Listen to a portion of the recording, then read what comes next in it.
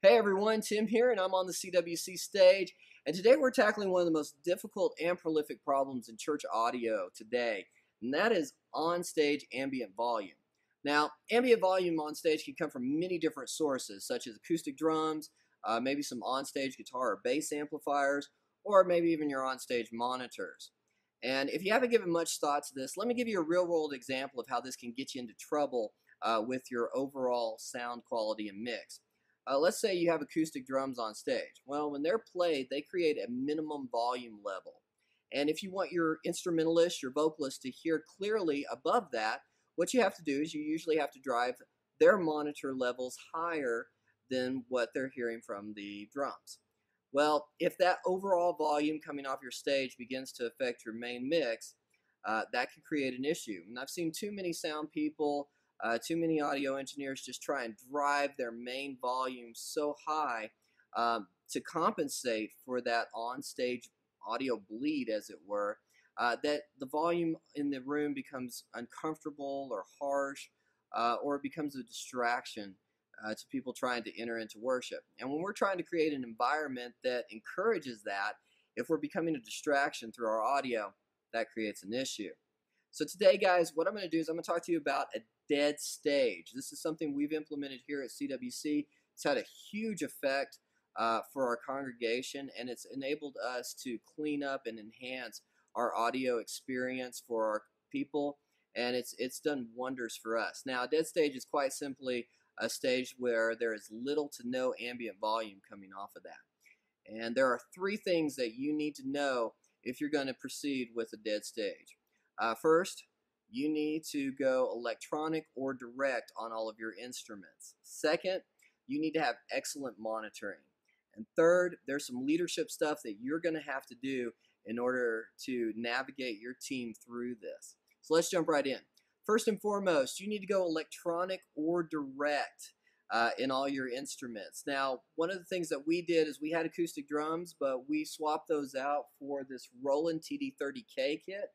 This was an excellent choice for us because it had more of a realistic feel for our drummer compared to an acoustic kit. It also, the drum processor on it had excellent quality sounds, and it enabled us to split out our audio source. Instead of one signal from the drums, we get separated signals for kick, snare, hi-hat, ride, toms, and cymbals.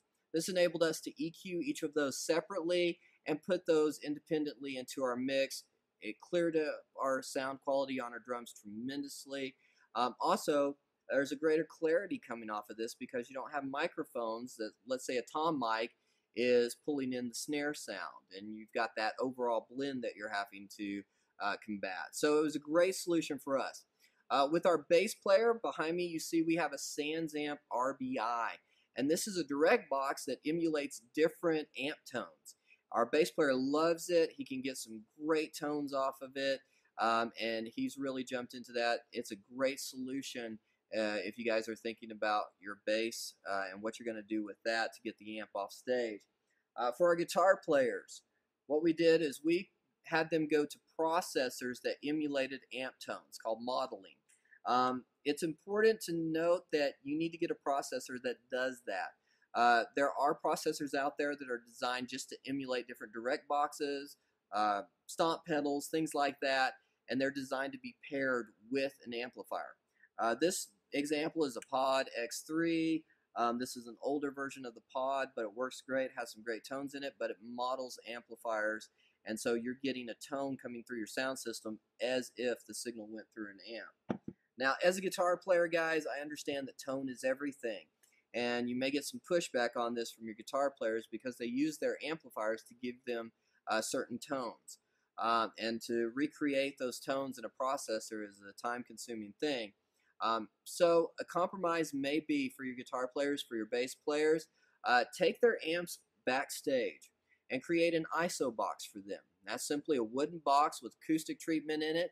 You can put your microphone in it, but the main thing is, guys, get those amplifiers off stage. With your acoustic drums, you're going to have to take those off stage completely, swap it out for an electronic drum kit. I know that there are people out there who say, well, can't you put them in an ISO booth? You can, however, you're going to spend more money to buy a good drum kit, buy good quality mics, and put in ventilation and lighting and treatment around that booth than you would probably spend on an electronic drum kit. So for us guys, these were the best solutions. I would highly encourage, if you're going to do this, it's just simpler and easier. Go with electronic drums and get your musicians going direct. Get them isolating their amps, stuff like that. Now, secondly, you've got to have excellent monitoring. One of the choices we made was we were not going to have any monitors on our floor. No monitors are on the stage. What we use for our musicians is we go Aviom, and each one of them gets their own personal mixer, which is great because they can dial in the mix that they want. Now, we run more than 16 channels of audio. Challenge with Aviom is they only have 16 channels. So say, for example, our drums. We're sending 6 audio sources into our mixer. However, we only have one here for drums. What we've done is we've submixed down our drums into one auxiliary output, and we've plugged that into channel 1 on the Aviom system so they get the overall drum volume. And for the individual breakout, what we do is we allow our drummer to kind of dictate whether he needs more hi-hat, more kick, because he's the one that's playing those drums, and we need to have it set up so that he feels comfortable as he plays. For our vocalist, we went with wireless in-ear monitors. That was a fantastic choice for us because it eliminated wires on stage, obviously the monitors. It enabled our vocalist to get closer to the congregation and really engage them a little bit more, which was fantastic. And also, we have a PreSonus Studio Live 32 AI board, and they have an app for their iPhone that allows you to dial in and control your aux mix. So each one of our vocalists, they can dial in on their phone what they want, and we've put the power in their hands. That's been fantastic for our sound guy because he doesn't have to deal with monitor mixes. He can focus exclusively on creating the best mix for the congregation. And finally, guys, and this is the critical thing, if you're going to do in-ear monitoring in any form or fashion, you've got to have ambient microphones. This right here was not an expensive ambient mic. This is an Audio-Technica AT2035. This was about $150. All we did was we put it on a mic stand and we put it on stage.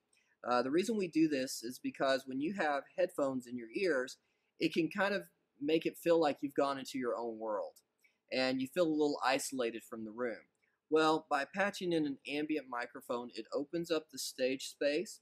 And one of the things that we've done to go a little step beyond this is we actually have dropped choir mics over our congregation. The reason we did this is because it opens up the reverb of the room and it lets us hear our congregation when they're clapping, when they're singing, things like that.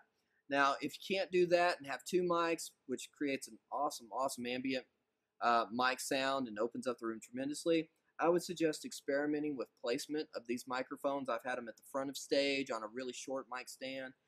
What we do here is we actually place this closer to our drums in the back of the stage, and it works extremely well for us. So this is critical if you want to get great monitoring for in-ears. Finally, guys, if you're going to do this and you're a worship leader or a worship pastor, this is the time where you get to be a leader. And I know you may be saying, well, Pastor Tim, that's great, but you know, I know my pastor, he may not go for, you know, spending money on this type of stuff, or my musicians, they may give me pushback for changing from acoustic to electronic stuff.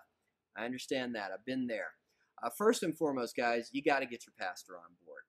Now, the way to get your pastor on board is do not explain all the technical specs of what each individual thing will do. Honestly, guys, they don't care. What they want to know is they want to know, how will this enhance the worship experience?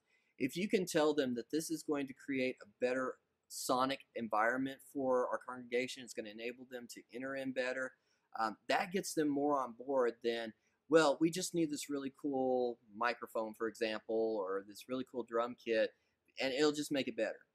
They need to know the why behind what you're going to be doing. Get them on board. Yes, for the financial stuff, but get them on board to back you because it's good to be in unity with your senior pastor as you make changes, because this affects your volunteer teams. It affects the congregation, and you guys need to be on the same page with this. Secondly, you're going to have to navigate your musicians through this. And I've had it go both ways. Some musicians were very open and receptive. Some musicians were a little bit more unsure. But one of the things that I communicated to them guys is I set them down and I said, why are we here? What's our purpose?